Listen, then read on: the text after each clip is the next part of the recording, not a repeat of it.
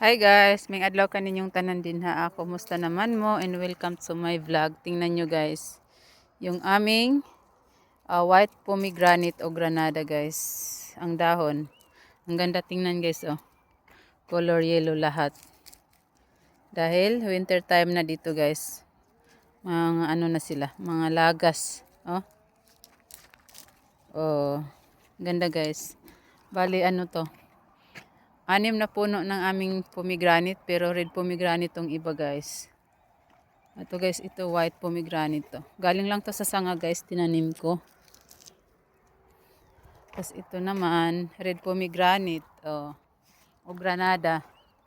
Tapos ito pa, isa. Ito pa yung ano, isa hindi pa masyadong nagdilaw.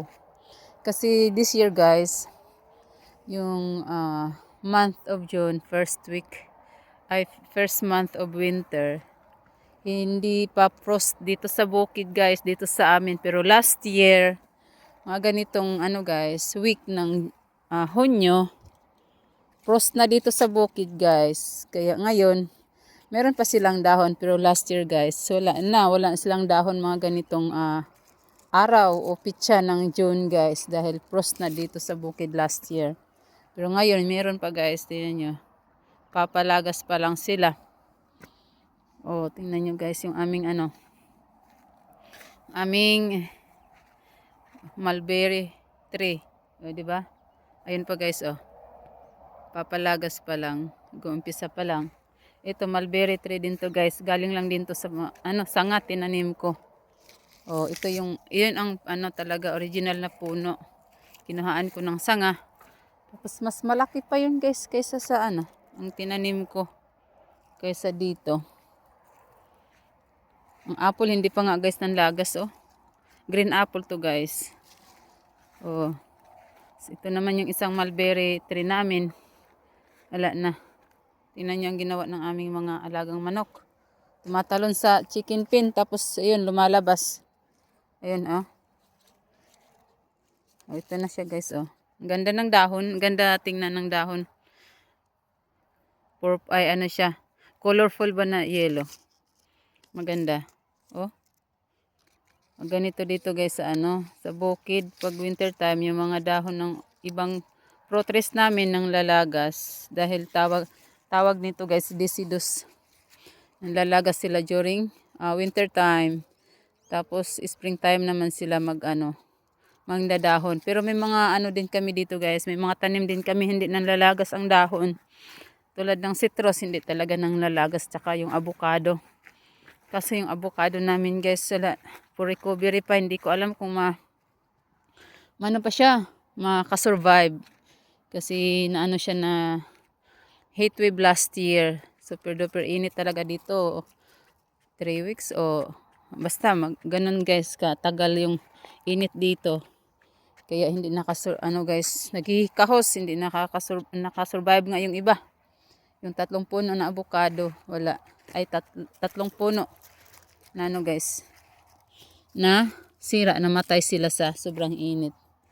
Ito naman guys, golden peach. Di pa nag-umpisa man lagas. Pero yun guys, yun, apricot to. Wala nang dahon.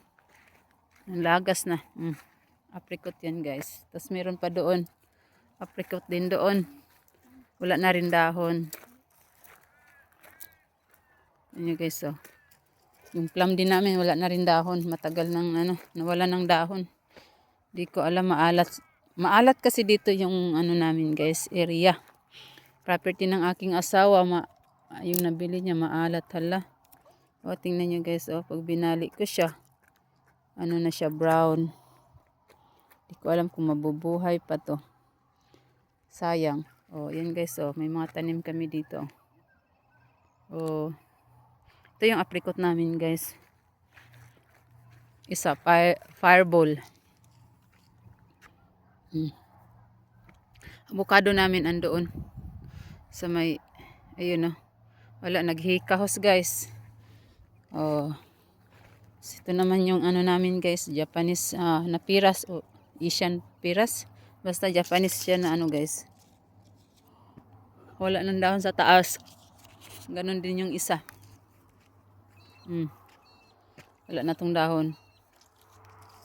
Ito kasi guys, ano siya yung ginagamitan ng grafted. Tapos tumubo galing sa gamot. Ano siya?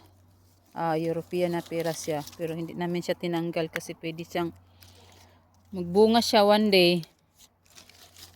Dalawa ang puno na guys. Yung Asian na yung Japanese na piras. Tapos ito European. Tingnan nyo guys yung dito. Very greeny na dito sa bukid guys. Oh, grabe ang damo na. Hindi ko kayang tabasin. Grabe tingnan nyo guys. Ang damo. Oh, very greeny. Okay lang naman guys na ganito dahil wala namang ahas pag during winter time dito sa bukid guys. Tulog yung mga ahas. Pero pag during springtime, tsaka summertime, doon lumalabas yung mga ahas guys. Oh. Yun lang guys. Amping mudra kanunay and please subscribe my channel. Bye-bye.